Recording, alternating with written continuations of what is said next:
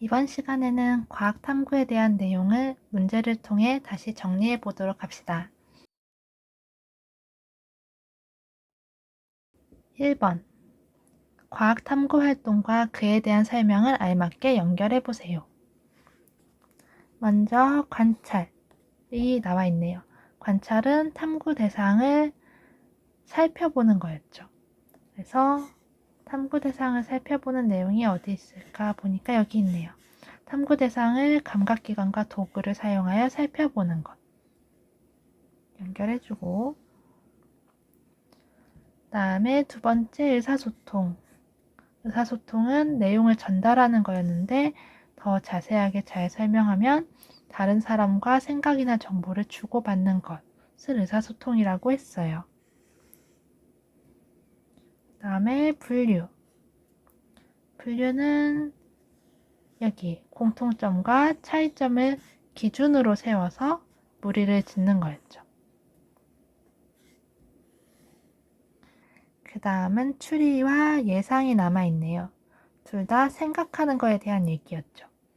그 중에서 추리는 관찰 결과와 알고 있는 것을 관련지어서 어떤 일이 일어났는지를 생각하는 게 추리였고, 예상은 앞으로 일어날 거에 대한 일을 생각하는 거였어요. 그래서 연결하면 이렇게 나오게 됩니다. 그 다음에 2번. 관찰 방법과 관찰에 사용하는 감각기관을 알맞게 연결해 보세요. 감각기관에는 5가지가 있었죠. 눈, 귀, 코, 입, 손. 손 또는 피부로 표현해요. 그래서 눈으로 살펴보는 게 있었고, 귀로 소리를 듣고, 코로는 냄새를 맡고, 입으로는 맛을 보고, 피부로는 만져봐서 관찰을 할 수 있었습니다. 자, 그 다음에 3번. 고양이를 관찰하고 친구들이 의사소통을 하고 있대요.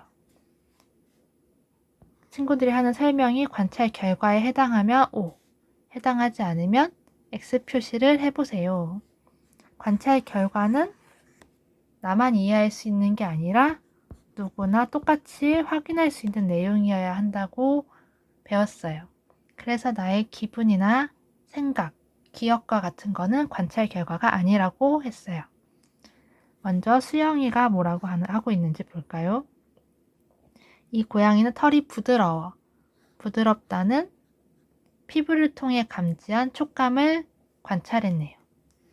이거는 다 만져보면 똑같이 관찰할 수 있는 거니까 관찰 결과라고 할 수 있어요. 다음에 민지는 긴 꼬리가 있다고 했어요. 꼬리가 있는지 눈으로 보고 확인할 수 있으니까 이것도 관찰 결과예요. 다음에 진우는 야옹하고 소리를 냈어. 소리를 낸 걸 들으면 되니까 이것도 관찰 결과이고, 철수, 고양이는 정말 귀여워. 귀엽다는 거는 철수의 생각이죠. 생각이고 기분이에요. 그래서 이거는 관찰 결과에 해당하지 않아요. 영희는 어제 봤던 고양이야 라고 얘기했어요. 이거는 영희의 기억이에요. 어제 있었던 일이기 때문에 이건 관찰 결과라고 할 수 없어요. 그래서 동그라미 동그라미 동그라미 XX가 답이 되겠네요. 4번. 이번에는 땅콩의 무게를 측정하려고 할 때 알맞은 측정 도구는 다음 중 무엇인가요? 라고 물어보고 있어요. 측정 도구는 측정하려는 값에 알맞은 걸 써야 한다고 했죠? 측정하려고 하는 값은 땅콩의 무게네요. 무게를 측정하려고 할 때는 저울, 온도계, 자, 시계 중에서 무게니까 저울을 사용해야 해요. 그래서 답은 저울입니다.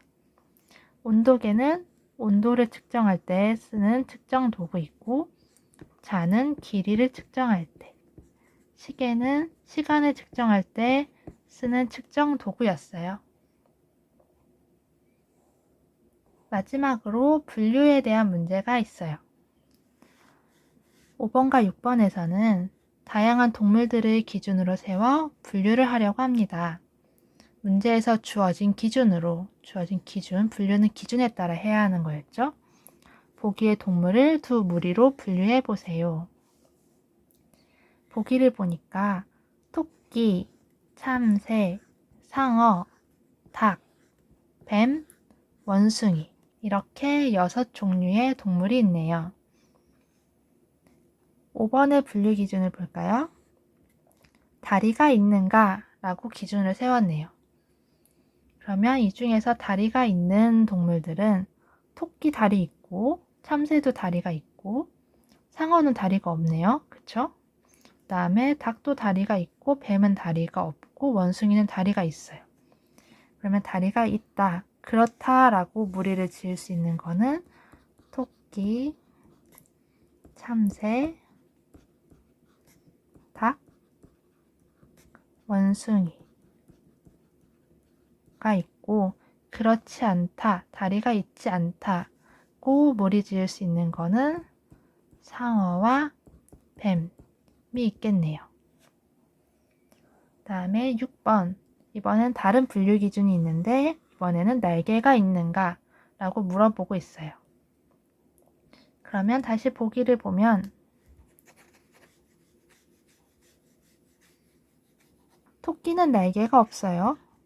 참새는 날개가 있고 상어는 날개가 없죠. 닭은 날개가 있고 뱀은 날개가 없고 원숭이도 날개가 없어요. 그래서 무리를 지어서 알맞은 위치에 써주면 날개가 있는, 그렇다에 넣을 수 있는 거는 참새, 닭 두 종류가 있을 거고 그렇지 않다, 날개가 있지 않다에 들어갈 수 있는 거는 토끼, 상어, 뱀, 원숭이가 있겠네요. 그래서 분류 기준이 무엇인가에 따라서 똑같이 두 개의 무리로 나누고 있지만 그 무리에 속하는 내용은 달라질 수가 있어요. 그래서 분류는 항상 분류 기준이 무엇인가에 집중을 해야 된다는 걸 꼭 기억해 주세요. 그러면 오늘 문제풀이는 여기까지이고 모두들 수고하셨습니다.